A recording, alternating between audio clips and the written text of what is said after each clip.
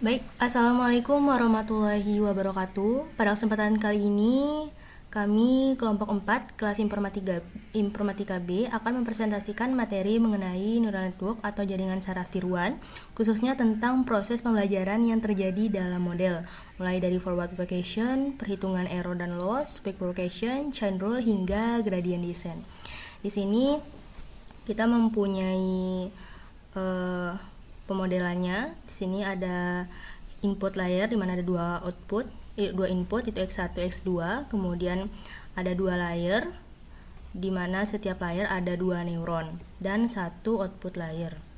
Untuk setiap neuron di dalam hidden layer dan output layer itu memiliki bias. Nah, ini untuk arsitektur modelnya X1, X2. Ini penamaannya. Jadi untuk parameter awal kita harus inisialisasi mulai dari semua bobotnya.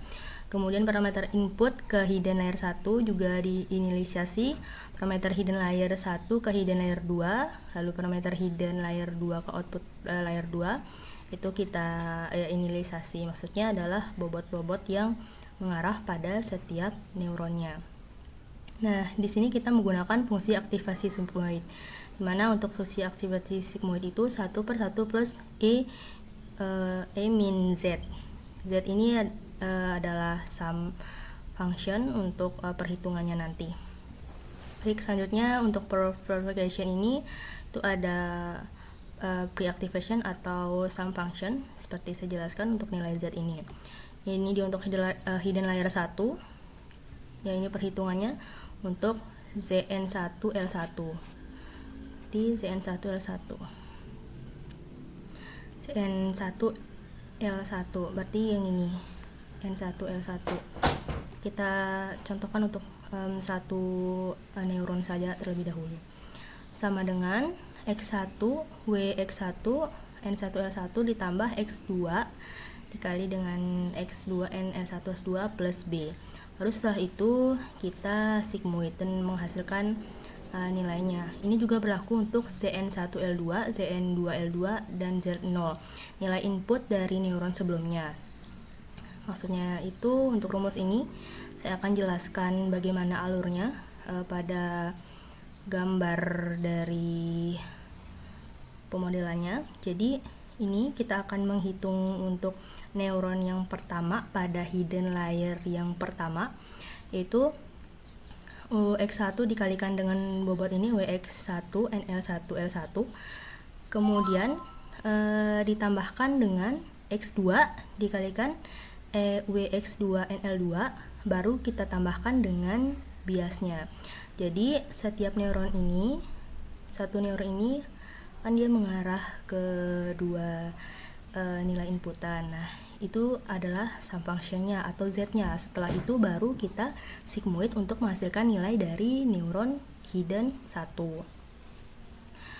Nah, selanjutnya untuk setelah kita hitung semua nilai input dari neuron sebelumnya, baru nanti kita hitung Y-nya, Y prediksinya, hasil dari sigmoid. Setelah semuanya terhitung seperti cara yang tadi, kita akan menghitung error dan loss-nya. Untuk rumus error adalah error sama dengan T dikurang Y, di mana loss-nya sama dengan 1/2 T kurang Y kuadrat.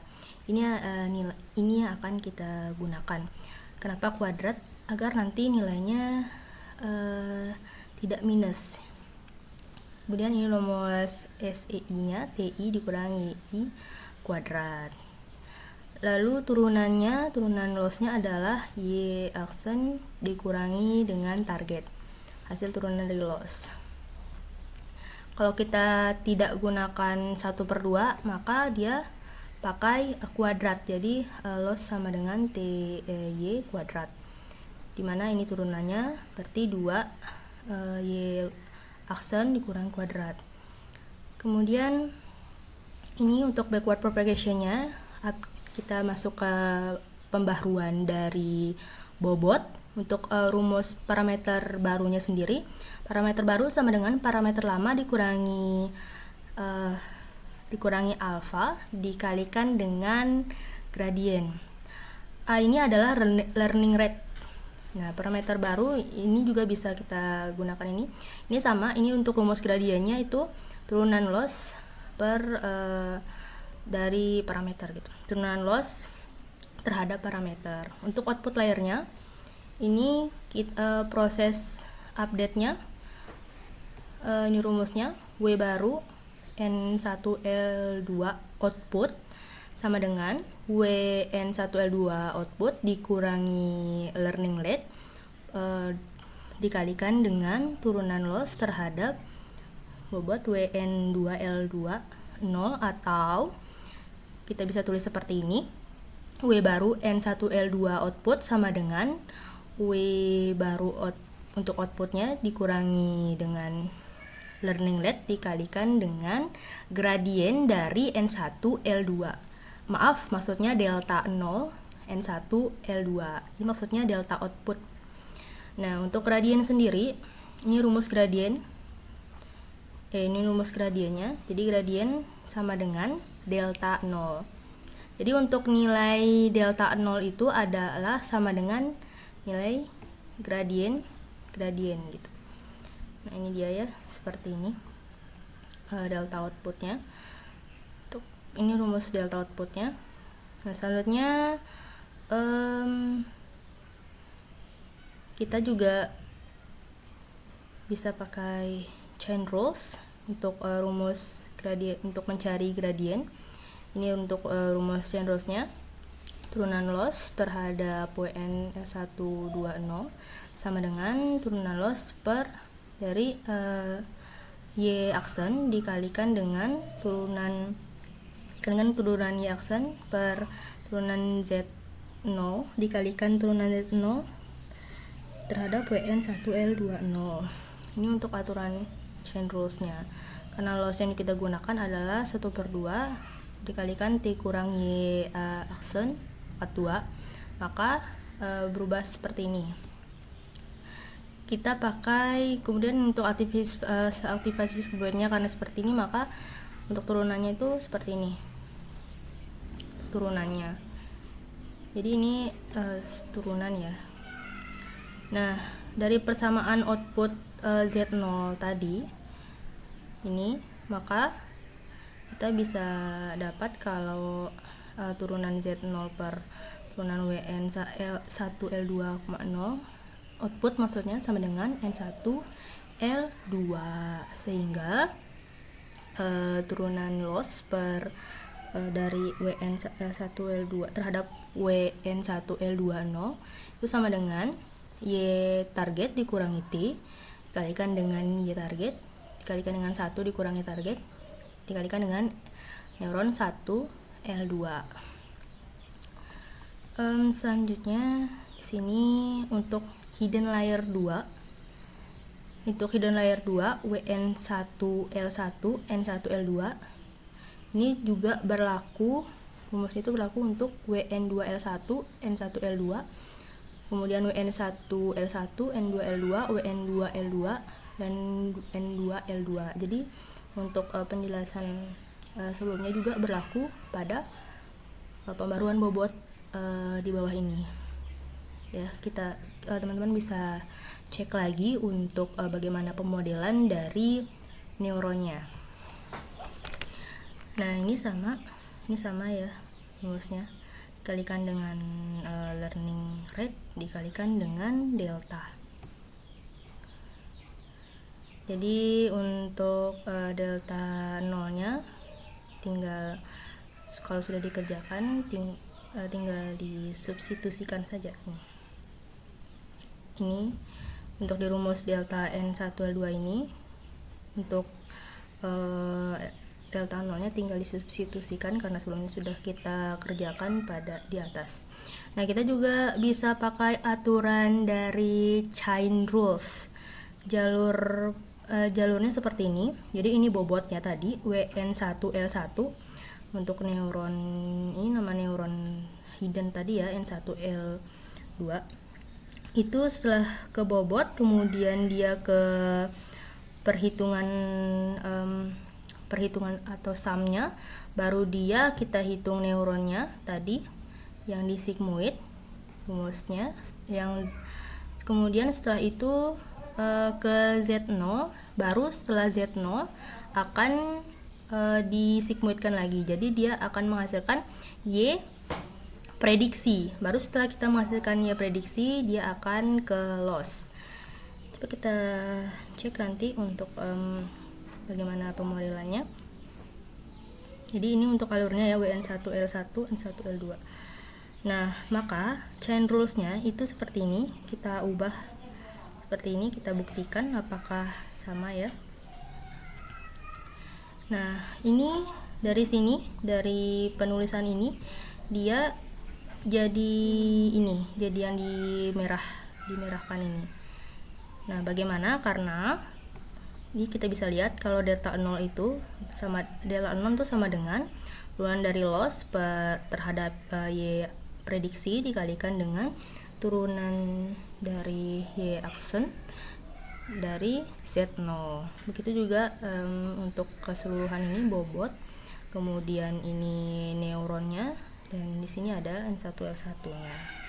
Maka ini turunan loss terhadap WN1L1 N1L2 itu sama dengan delta 0 dikalikan dengan WN1L2 0 dikalikan dengan N1L2 dikalikan dengan 1 dikurang N1L2 dikalikan dengan N1L1. Ini diringkasnya seperti ini. Jadi kalau ringkasannya itu seperti ini, sehingga akan menghasilkan ini. Nah, ini untuk rangkumannya saja. Lalu caranya itu sama. Ini caranya sama, sudah dijelaskan sebelumnya. Nah, ini hidden layer satunya. Ini pembaharuan bobot juga. Jadi hidden 1 WX1 N1L1, dimana ini berlaku untuk WX2 N1L2, WX1 N2L1, WX2 N2L1. Jadi rumus yang tadi sebelumnya dijelaskan itu sama ya, dengan seperti ini. Baru setelah itu ini rumusnya sama semua. Nah, ini chain rules tadi yang seperti dijelaskan. Jadi bagian ini karena neuron pada hidden layer 1 itu mempengaruhi loss melalui dua jalur. Untuk neuron pertama hidden layer 1, ini jalurnya seperti yang saya jelaskan tadi, jadi itu jalurnya itu sesuai. Nah, ini sama ya, semuanya sama sampai sini untuk aturan chain loss-nya. Jadi aturan chain loss itu misalnya kita bisa lihat, misalnya kita mau cari nilai dari, kita mau perbarui bobot yang ini, berarti WN1L1, kemudian dia nilai Z-nya, kemudian nilai dari sigmoid dari Z-nya, kemudian lanjut ke sini, baru lanjut ke Y sigmoid. Setelah itu kita cari turunannya terhadap yang mempengaruhi. Baik, selanjutnya akan dijelaskan oleh rekan saya.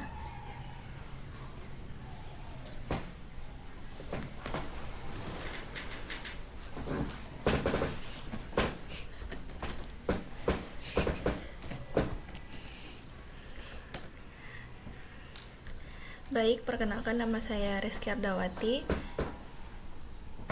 Di sini saya akan melanjutkan untuk menjelaskan untuk poin yang selanjutnya, yaitu tentang rumus update parameter. Nah, seperti yang teman-teman lihat,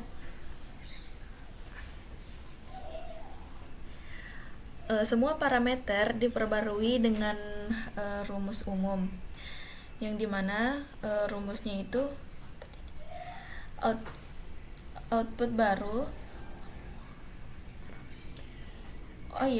parameter baru sama dengan parameter lama dikurang alpha kemudian dibagi dengan turunan loss dari turunan parameter. Nah, di mana alpha adalah learning rate dan parameter dan turunan dari loss dan parameter ini adalah gradient parameter. Nah, pada output layer bobot diperbarui menggunakan delta output, di mana teman-teman bisa dilihat di sini untuk output layernya di sini ada W baru dengan nilai N1L2 output sama dengan W lama N1L2 output, kemudian dikurang dengan alpha, kemudian dikali dengan gradien output N1L2. Nah, kemudian pada ini bisa ditulis dengan turunannya yang telah dijelaskan sebelumnya yang tadi. Nah, kemudian untuk hidden layer 2-nya, bobot diperbarui menggunakan delta neuron hidden layer 2, di mana dia menggunakan nilai sigma gradien N1 dan N1L2, N1L1, serta nilai aktivasi dari hidden layer 1. Nah, kemudian nilai bias bisa diperbarui menggunakan nilai delta dengan masing-masing neuron. Nah, untuk hidden layer 1-nya, sini bobot diperbarui menggunakan delta neuron hidden layer 1. Kemudian ini menggunakan nilai delta N1 L1 dan delta N2 L1, atau X1 ya, karena inputannya itu X1 ya tadi. Nah, ini nilai input yang masuk ke neuron sebelumnya itu. Nah, dan biasnya juga diperbarui menggunakan nilai delta neuron. Nah, kemudian poin selanjutnya itu ada inti change rules, yang dimana di sini untuk output layer jalurnya hanya satu. Nah, dia sebelumnya teman-teman saya sudah menjelaskannya, yaitu dimana ada WN1 L0 output, kemudian ada Z0 atau Z output, kemudian ada Y-pred atau Y-pred, kemudian L atau loss. Nah, sedangkan pada hidden layer 2 jalurnya lebih panjang seperti itu, karena harus melewati hidden layer 1. Nah, teman-teman bisa lihat di sini berbeda dengan yang di atas ini ya. Nah, dia harus melewati hidden layer 1 dulu. Seperti itu. Nah, untuk hidden layer 1-nya jalurnya itu bercabang. Nah, ini teman-teman bisa lihat ada nilai N1L1 dan N1L2. Kemudian ada N1L1 dan N2L2. Nah, untuk ininya yang belakangnya ini sama ya semuanya. Nah, selanjutnya karena ada dua jalur, maka gradien hidden 1 berbentuk perjumlahan, di mana gradien hidden 1 atau hidden layer 1 sama dengan pengaruh jalur pertama dan pengaruh jalur kedua. Nah, jadi alasan rumus delta hidden layer 1 itu menjadi seperti ini, yaitu delta N1 L1 sama dengan dalam kurung ya, delta N1 L2 W N1 L1 N1 L2 ditambah delta N2 L2, kemudian W N1 L1 N2 L2. Nah, di mana nilai ini tuh diambil dari sini tadi. Nah, tinggal diubah saja ke rumus deltanya seperti itu. Nah, ini kan ada, karena dia dicari nilai N1 L1, maka di sini N1 L1, kalau N2 L1 maka nanti berubah seperti ini dia. Nah, untuk ininya juga sama. Nah, jadi semakin dalam neural network, maka delta pada layar sebelumnya dihitung dari jumlah pengaruh semua neuron pada layar setelahnya, lalu dikalikan turunan aktivasi neuron tersebut. Nah, seperti ini. Nah, selanjutnya masuk ke pengertian dan kegunaan setiap konsep. Yang dimana di sini ada bobot, bias, dan nilai Z. Dimana bobot dan bias ini adalah parameter yang membentuk nilai mentah neuron. Nah, dimana disebut seperti ini, Z sama dengan Wx ditambah B. Nah, jadi bobot W ini mengatur pengaruh input dan bias menggeser hasil perhitungan dan Z-nya menjadi input fungsi aktivasi. Nah, sedangkan fungsi aktivasi sendiri yang mengubah nilai Z menjadi prediksi antara 0 dan 1. Nah, dengan rumus seperti ini. Nah, seperti itu. Nah, jadi rumus ini adalah akan menghasilkan output atau prediksi neuron. Selanjutnya ada error dan loss, di mana errornya adalah selisih antara prediksi dan target. Nah, seperti teman-teman lihat ini rumusnya. Dan untuk loss-nya itu adalah ukuran besar kesalahan model. Nah, dengan rumusnya seperti ini. Nah, jadi pada bagian ini error menunjukkan apakah prediksi terlalu besar atau kecil. Kemudian loss ini menunjukkan seberapa jauh prediksi dari target. Nah, dan ini rumusnya. Nah, selanjutnya ada forward propagation, di mana proses ini menghitung dari input hingga menghasilkan prediksi dan loss. Nah, untuk rumusnya seperti ini, sama seperti rumus yang di atas tadi, cuman agak berbeda sedikit seperti itu karena ada nilainya. Nah, kemudian rumus ini itu menghasilkan prediksi dan mengetahui besar kesalahan model. Kemudian ada backpropagation yang dimana menggunakan proses menghitung gradien dari output menuju layer sebelumnya dengan menggunakan chain rule. Nah, di sini sama ya, cuman ini agak berbeda dikit karena beda yang dicarinya. Kan tadi forward kan, nah dari inputnya kemudian sampai loss. Nah, sedangkan back propagationnya dari loss gitu. Nah, jadi rumus ini mengetahui pengaruh setiap bobot dan bias terhadap loss. Nah, dan back propagation ini menghitung gradien. Nah, jadi gradien descent dan learning rate-nya ini, di mana gradien descent adalah proses memperbarui parameter menggunakan gradien dengan rumus W baru sama dengan W lama dikurang N turun dari L dan W, di mana learning rate atau N menentukan besar langkah perubahan bobot. Nah, jadi ini mengubah bobot dan bias ke arah yang membuat loss semakin kecil. Inti dari proses neural network ini di mana bisa teman-teman lihat untuk alurnya ada forward propagation dan hitung loss, kemudian back propagation dan gradient descent, dan selanjutnya akan mengupdate parameter seperti itu.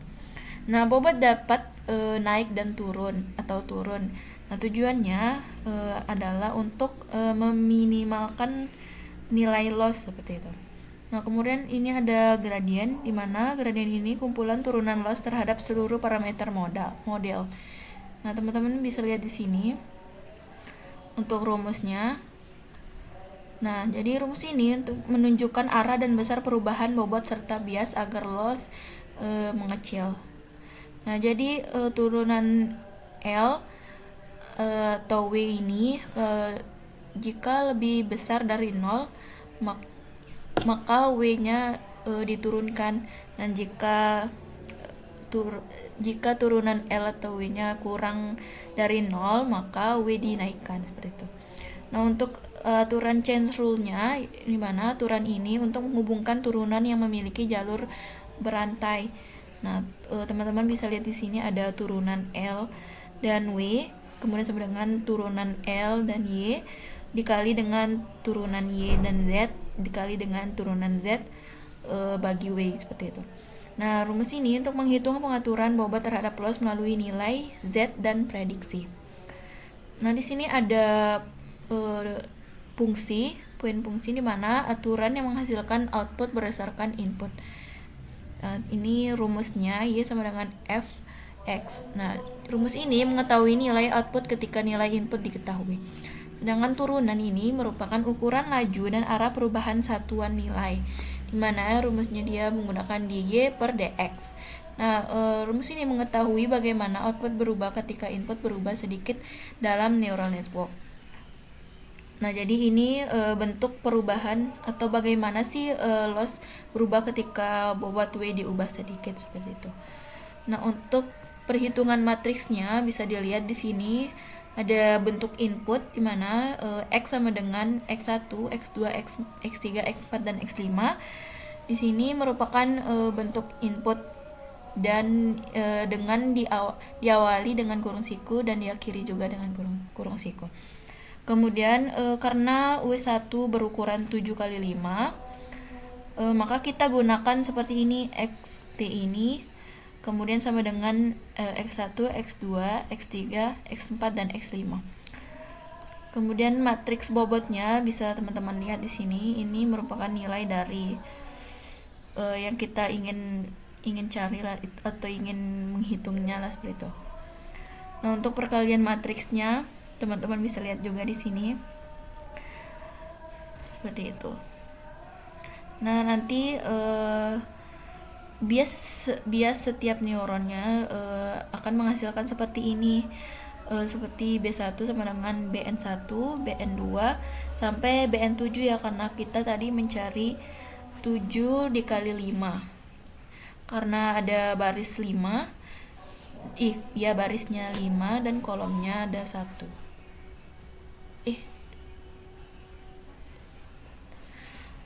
Barisnya ada 7 dan kolomnya ada 5 seperti itu.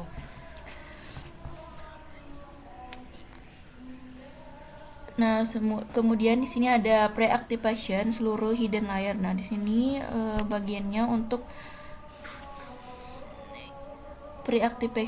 preaktivasi ya.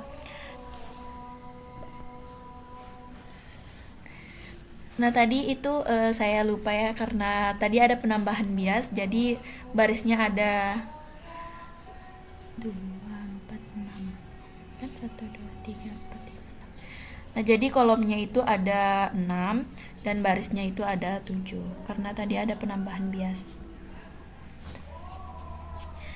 Nah, di sini nilai preaktivasinya itu ada Z1 sama dengan W1 kali T tambah B1. Nah, ini Z1 ini sampai 7 ya, karena tadi yang diinginkan ada 7 kali 5. Nah, di sini 7 kali 5 di mana 7 baris 7 kolom ya. 7 baris kemudian 5 kolom seperti itu. Nah, di sini kan karena kita tambahkan nilai bias di free aktivasinya.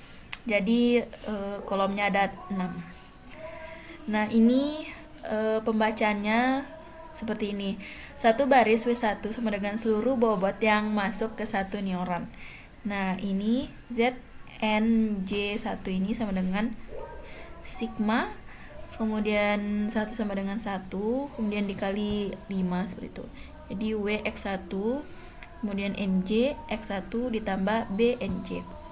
Nah, W1X1 tambah B1 ini adalah seluruh perhitungan preaktivasi dihitung sekaligus seperti itu. Nah, untuk pembahasan selanjutnya di sini teman saya akan menjelaskan.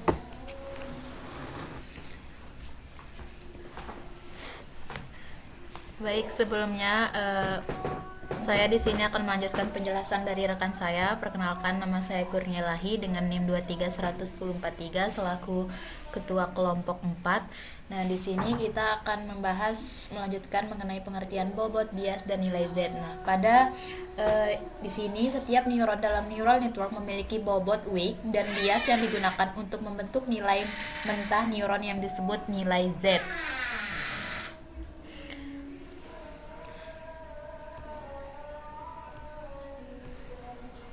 Nah, di sini ada fungsi aturan yang menentukan nilai output berdasarkan nilai input. Contohnya, Y sama dengan Fx. Nah, artinya jika X bernilai sekian, maka Y hasilnya hasilnya akan berapa. Jadi fungsi bukan seberapa besar perubahan tetapi menghasilkan nilai, sedangkan derivatif atau turunan ukuran seberapa cepat output fungsi berubah ketika input berubah sedikit.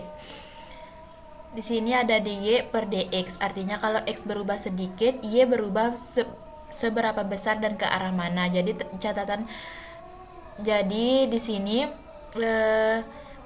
plot fungsi data turunannya di sini ada, teman-teman bisa melihatnya.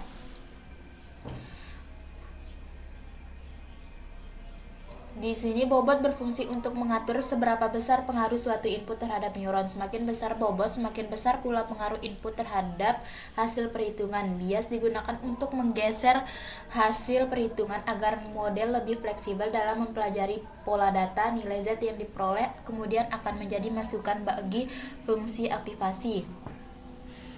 Sini fx sama dengan x pangkat 2, dan di sini ada turunan f dibagi turunan x sama dengan 2x. Di sini x-nya ke kanan ya teman-teman untuk diagramnya. Untuk selanjutnya di sini ada interpretasi turunan sebagai slope dari sebuah grafik fungsi. Namun sebelum itu, setelah nilai Z diperoleh, langkah berikutnya adalah menghitung nilai aktivasi menggunakan fungsi sigmoid. Adapun rumus sigmoid itu sendiri yaitu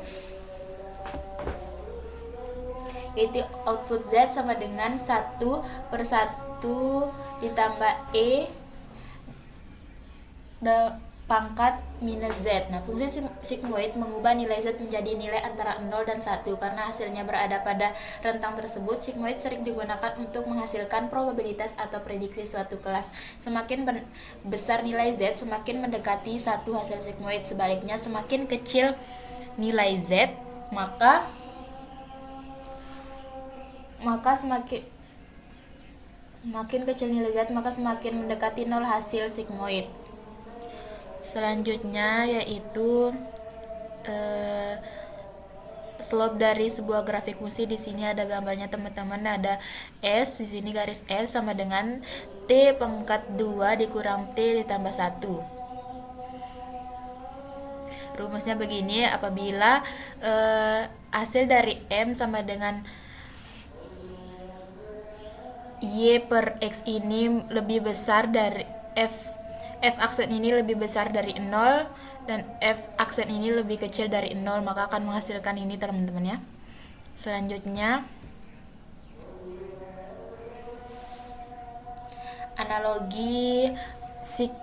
analogi fungsi sigmoid dan turunannya.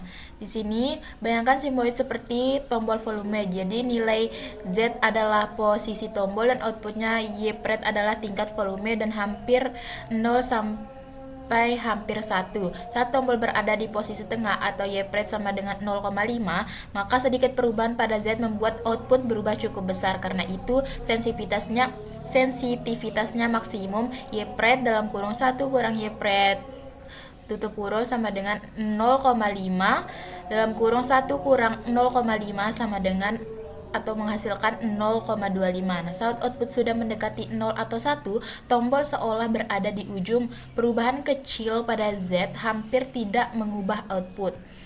Y pret itu sendiri, Y pret dalam kurung 1 kurang Y pret mendekat sama dengan 0.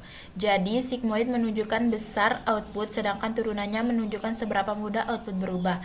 Dalam neural network, bagian tengah lebih mudah belajar. Bagian dekat 0 atau 1 menghasilkan perubahan bobot yang lebih dekat. Di sini Loss itu menggunakan analogi seorang pelari yang menuju garis finish. Teman-teman bisa lihat di sini. Target dianggap sebagai posisi tujuan, sedangkan prediksi model dianggap sebagai posisi pelari. Saat ini loss menunjukkan jarak antara posisi pelari dan garis finish. Jika prediksi masih jauh dari target, maka loss akan besar. Jika prediksi semakin mendekati target, maka loss akan semakin kecil. Saat prediksi tepat sama dengan target, maka loss bernilai 0. Selain itu dijelaskan bahwa turunan loss menunjukkan arah perbaikan yang harus dilakukan model agar dapat bergerak menuju target.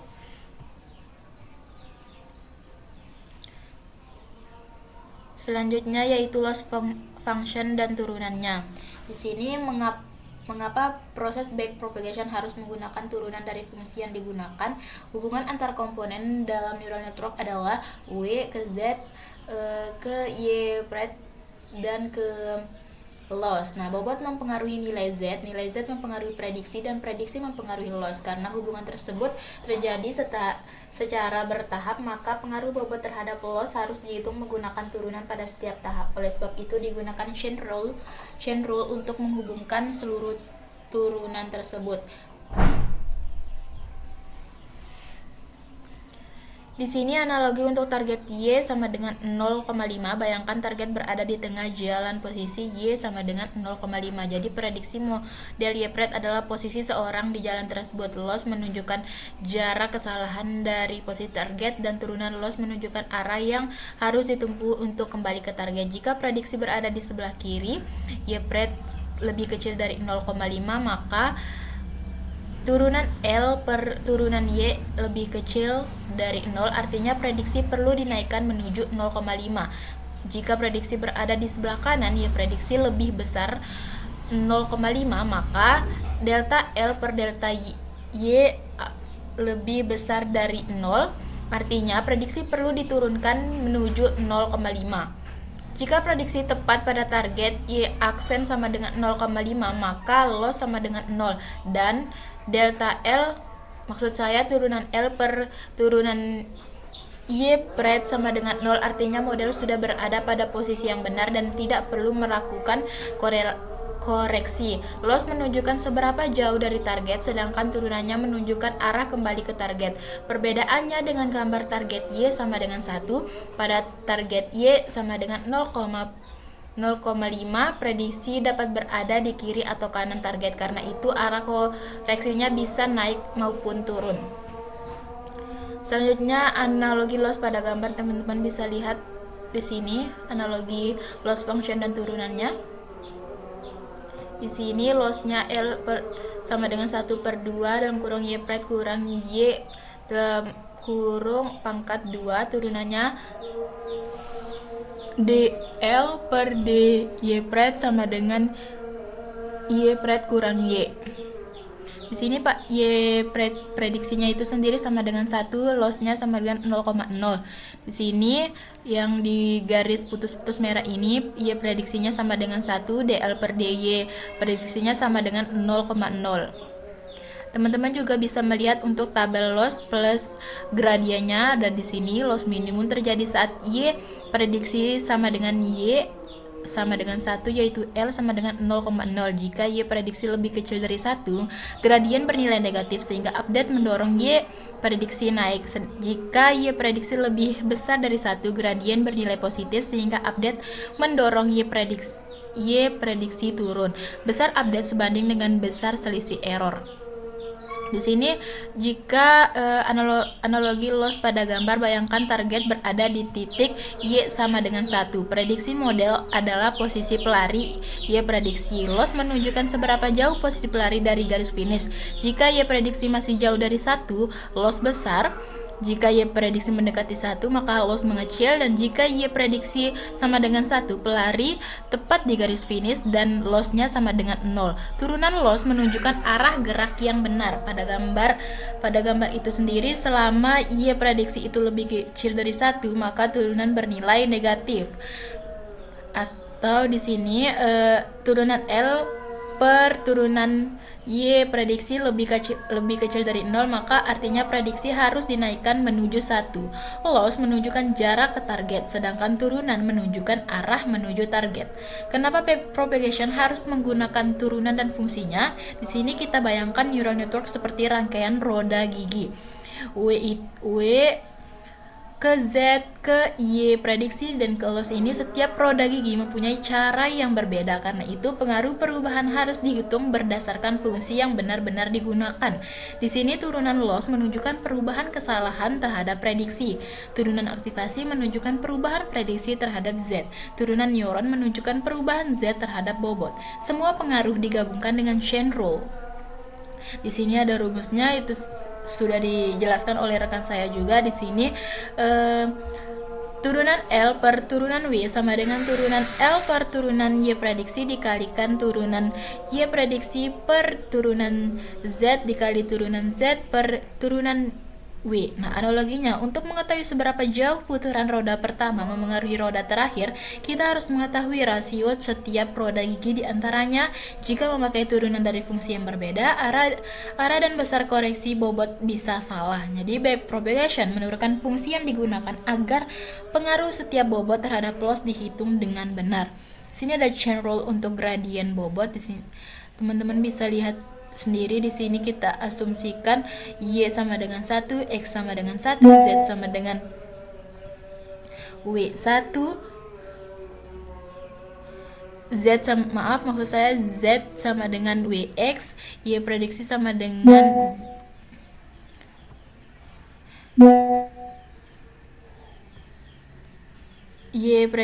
dengan dalam kurung Z, dan L loss itu sama dengan 1/2 Y prediksi dikurang Y dipangkatkan 2.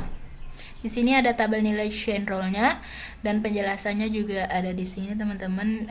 Untuk turunan L per turunan Y ini error slope terhadap output. Untuk turunan Y per turunan Z sensitivitas sigmoid, dan turunan Z per dW pengaruh bobot ke Z. Hasil akhir turunan L adalah perkalian ketiganya. Gradien negatif berarti W cenderung dinaikkan saat update. Intinya yaitu gradien bobot didapat dengan mengalihkan 3 turunan lokal. 1 error terhadap output, 2 sensitivitas aktivasi pengaruh bobot ke Z. Hasilnya menentukan arah dan besar update bobot saat training.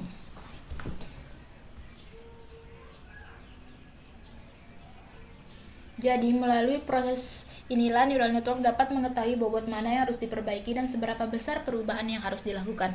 Setelah gradien diperoleh, dilakukan gradien descent untuk mempengaruhi bobot dan bias sehingga loss semakin kecil pada epoch berikutnya. Proses ini terus berulang sampai model memperoleh hasil prediksi yang semakin akurat.